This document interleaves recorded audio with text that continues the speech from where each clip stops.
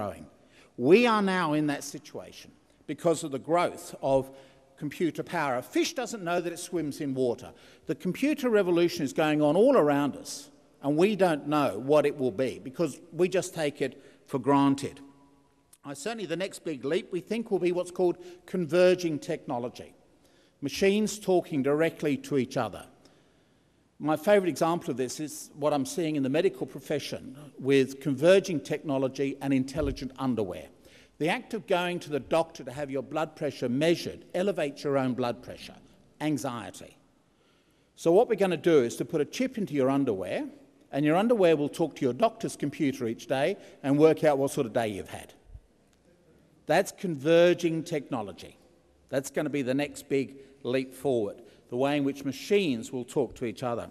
And so there are some big questions about Moore's law.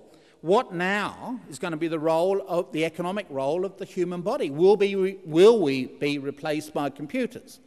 Which is what you get a lot in the Hollywood movies. If so, when does that take place? Ray Kurzweil, in a new documentary just released in the United States called The Singularity is Near. Singularity refers to the way in which this doubling process continues until you reach a point at which the doubling means that your knowledge is just going up in a straight line. When does that happen? Ray Kurzweil has suggested it could be as close as 2029. We will have a $1,000 computer with the brain power of a human being.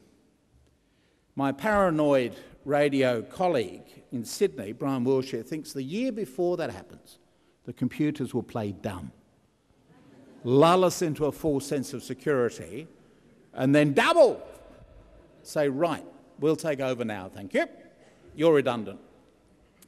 A more optimistic approach is to say we might be able to enhance bodies with the application of IT.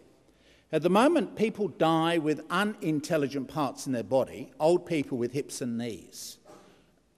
The next generation will have intelligent parts in their body. So we will plant chips in the brain, stroke victims perhaps in the beginning, dementia, and get the brain still ticking over. So we will actually see a blending of the human body and IT. So instead of humans being replaced by computers, we will make better humans by the application of IT technology. It's going to be very interesting to see what happens in the year 2029. What's the current impact of the information economy?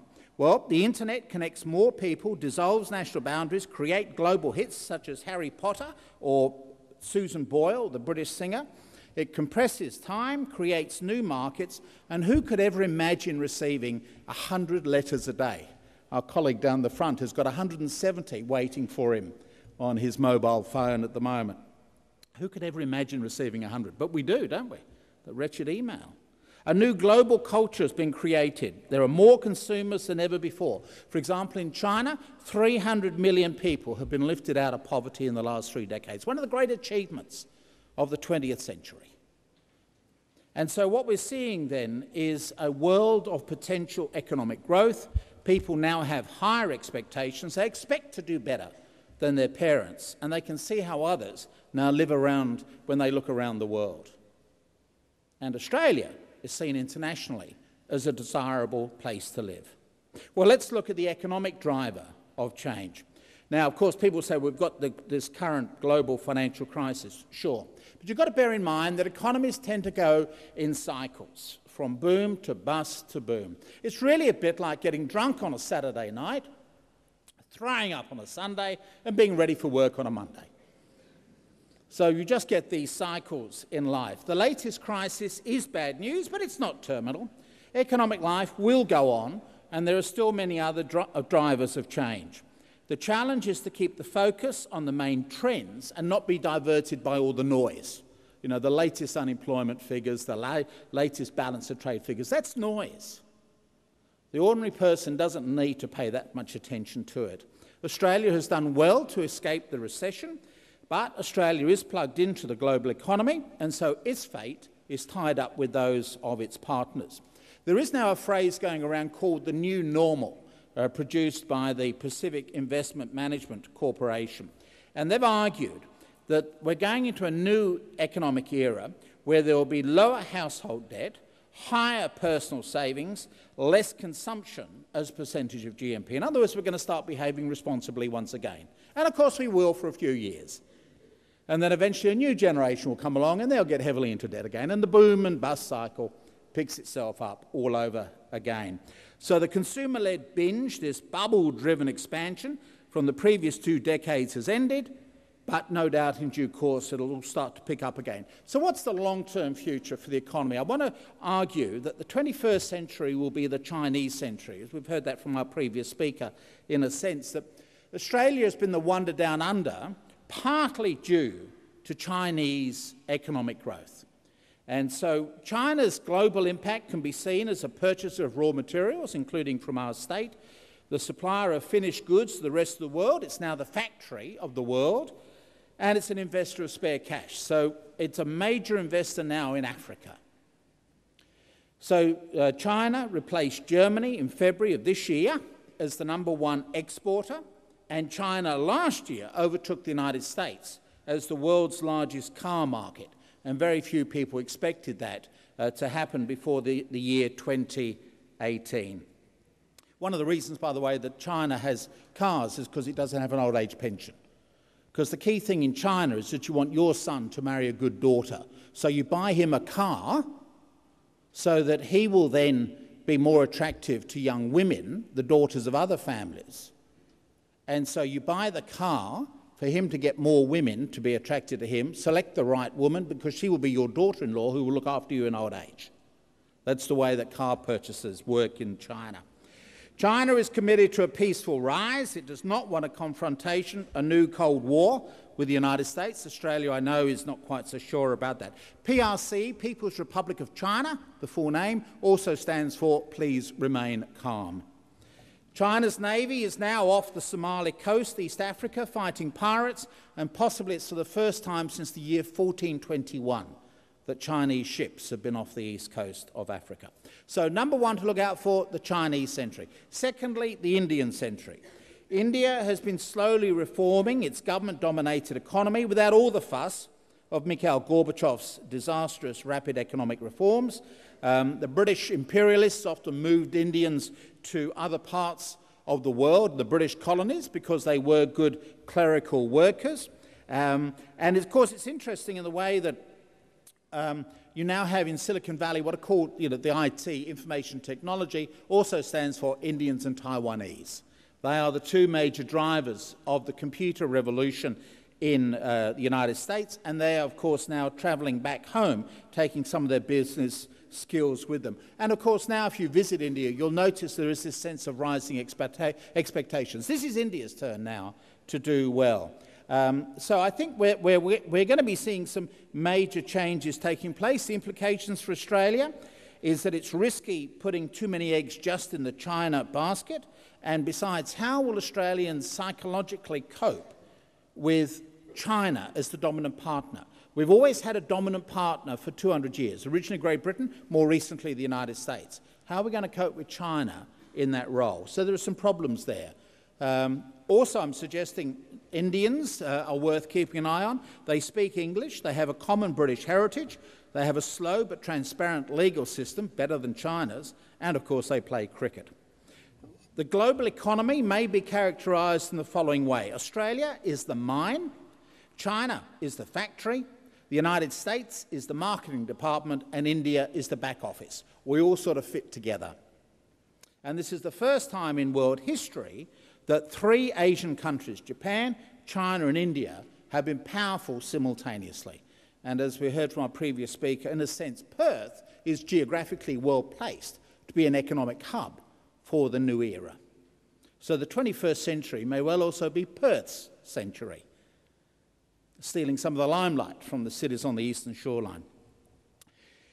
I've also got down there an example of where this growth has implications directly for our profession. Last night I was back at my old college, St George's College on Mounts Bay Road, and I was impressed by the way in which the students live in much better accommodation than when I was there a quarter of a century ago. In the old days, there were 3 layers of economic activity. One was commodities, secondly were goods, and the third were services, hotels, for example. We now have 4 levels of economic activity. because people are now so rich, we've got to find new ways of getting money out of them. And so we still obviously produce commodities. We're obviously still manufacturing goods, though with fewer people. We're still providing services. But there is now a fourth level to economic activities. It's called the experience economy. And experiences are memorable rather than tangible. Luxury pens write just like ordinary biros, but they create a writing experience. So when you visit your lawyer or your doctor or the CEO, he or she will pull out a Mont Blanc pen, or they'll be wearing a Tag Heuer watch. The previous treasurer used to lean over the lectern and say, "It might be a boring speech, but this is a good watch." This is not a Tag Heuer, by the way. So, and Manchester United, one of the world's great soccer teams, makes more money out of the sale of souvenirs than actually the sale of tickets. One of the services it will provide is that when you are dead and cremated, your ashes can be scattered along one side of the sacred turf of Manchester United. You can be playing with your soccer team forever. That's part of the experience economy. McDonald's don't just sell fast food, they sell bright, clean, safe, family-friendly eating places for socialising. Starbucks Coffee Company sell more than just coffee. And bookshops that sell coffee, just what are they really selling? I think they're selling romance. For the first time in the history of the Western world, we now have a generation of younger women better educated than young men. Women have traditionally used marriage as a step up. Now, marriage is a step down because you'll be marrying a loser. Where might you find a handful of the male winners? In a bookshop having a cup of coffee. But can the environment cope with all of this economic activity, which is number 4 of my drivers? The Club of Rome, my organisation, has argued that the 20th century will be known as the century of economics because we now know what works for economic growth. The 21st century will be called the century of the environment because environmental problems will force themselves upon us, such as issues of a shortage of oil. Now, I must admit, the more I hear about climate change, the less I understand it. But my view is that irrespective of the climate change controversy, clearly environmental issues are going to be significant for us during the 21st century. But there are also significant economic opportunities that are being presented by this new era. And so what I've suggested under 19 on the handout is the green economy. These are some of the things to look for.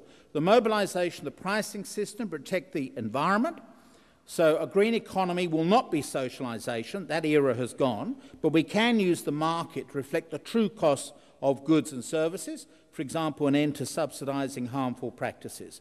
We will have alternative energy sources, rapid transportation systems, congestion pricing, as we've seen in London, education and training for completely new jobs, for example, Perth's experience with the new hydrogen-powered buses. There will be new careers opening up, for example, carbon forensic accounting, making sure that the carbon records are accurate, and that will also involve new police work as well, and reclaiming old industrial estates. Just walk out of our doorway here and you'll see what we've done with the old cement works.